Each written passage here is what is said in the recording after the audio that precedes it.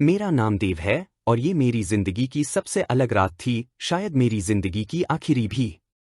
ये कहानी मेरी है और उन राज की जो मेरे शहर कालपुर के पुराने खंडर में छुपी है। मुझे आज भी याद है वो शाम जब मुझे एक छुट्टी मिली थी। चिट्ठी एक पुराने कागज पर थी जिसका लिखा था, कालपुर में एक राज है जो तेरे पिता से जुदा है। अगर तुझे सच पता है तो कल रात 12 बजे कालपुर के पुराने हवेली में आ जा। लेकिन याद रहे, एक बार यहां आने के बाद वापस लौटना मुश्किल है। मेरे पिता एक इतिहासकार थे और कुछ साल पहले बिना किसी सूरत के गायब हो गए थे। उनका पहला और आखिरी मोहब्बत कालपुर के राज थे और उनका सब कुछ इसी राज में छुपा था। मैंने तय किया कि मैं जरूर जाऊंगा। मेरे दिल में एक डर भी था, लेकिन कुछ सवालों का जवाब पाना जरूरी था। अगली रात मैं अपने दिल को थोड़ा संभालते हुए अपनी जीप लेकर कालपुर के हमारे पुराने खंडर की तरफ निकल गया। वो रात बड़ी ही सुहानी और थोड़ी भयानक थी।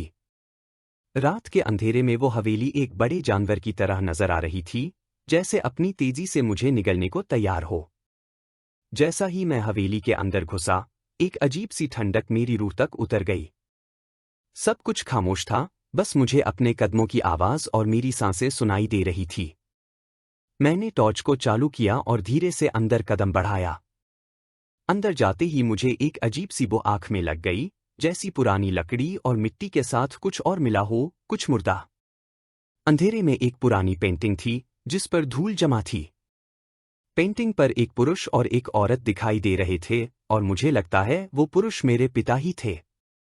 मुझे समझ नहीं आ रहा था कि ये सब सच है या मेरे ज़हन का एक नाटक। जैसा ही मैं उस पेंटिंग को चुनने आगे बढ़ा, एक आवाज मेरी पीछे से आई। आखिर तू आया, वो आवाज कह रही थी।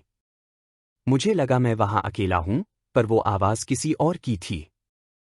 मैंने झटके से मुड़कर देखा, पर वहां कोई नहीं था। बस हमारी आवाज का एक गूंज और एक भयावह सन्नाटा मेरे साथ चलता रहा। आगे बढ़ते हुए एक पुराना कमरा मिला जिसमें छुपी थी कुछ पुरानी तस्वीरें। सब तस्वीरों में एक ही चेहरा बार बार दिखाता, वही चेहरा जो मेरे पिता के साथ पेंटिंग में था। ये एक औरत थी, पर उसका चेहरा अजनबी और भयानक था। उसकी आंखों में एक अजीब सी नाराजगी और दर्द था, जैसे उसने बहुत कुछ सहा हो। मुझे और कुछ समझने का वक्त नहीं मिला क्योंकि मेरे सामने की दीवारें धीरे धीरे गिरने लगीं। हमारे कमरे में से एक और आवाज आई जो सीधा मेरे दिल को खुश कर रही थी। तेरे पिता यहां आए थे और वो कभी लौट नहीं पाए। क्या तू भी वही भूल करेगा? मैंने जवाब नहीं दिया, बस अपने कदम पीछे की तरफ बढ़ाए और वहां से भाग गया। वो हवेली मुझे जीने नहीं दे रही थी और उसका राज मुझे अपने अंदर खींच रहा था। मैं जितना भागना चाहता था, उतना ही मेरे सामने नए कमरे और नए राज खुलते जा रहे थे। हर कमरे में एक तस्वीर थी, हर तस्वीर में एक और राज। आखिरी कमरे में एक पुराना संदूक पड़ा था। जैसा ही मैंने उस संदूक को खोला, एक पुरानी डायरी और कुछ भूतिया तस्वीरें मुझे मिली। ये मेरे पिता के आखिरी लिखे हुए शब्द थे, जिनका अनहोनी लिखा था, अगर तू ये पढ़ रहा है तो समझ ले कि तू भी अब उसके टुकड़े में बंधा है। ये हवेली एक जिंदा साया है और तुझे भी अब ये कभी जीने नहीं देगी। मैंने डायरी को संभालते हुए अंदर से गिरने लग रहा था। मुझे पता था कि इस राज को जान के मैं वापस नहीं जा सकता था।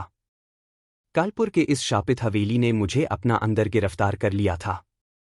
अब मैं यहां हूं और ये मेरी आखिरी रात है। हर राज के साथ मैं और उस हवेली के साए एक दूसरे में मिल गए और अब मैं भी उसी का एक हिस्सा बन चुका हूं। ये कहानी सिर्फ मेरी या मेरे पिता की नहीं थी, ये उस शापित हवेली की है जो अपनी हर कहानी को एक नई आत्मा के लिए जिंदा रखना चाहती है।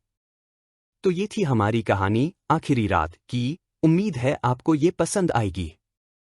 वीडियो देखने के लिए आपका बहुत धन्यवाद।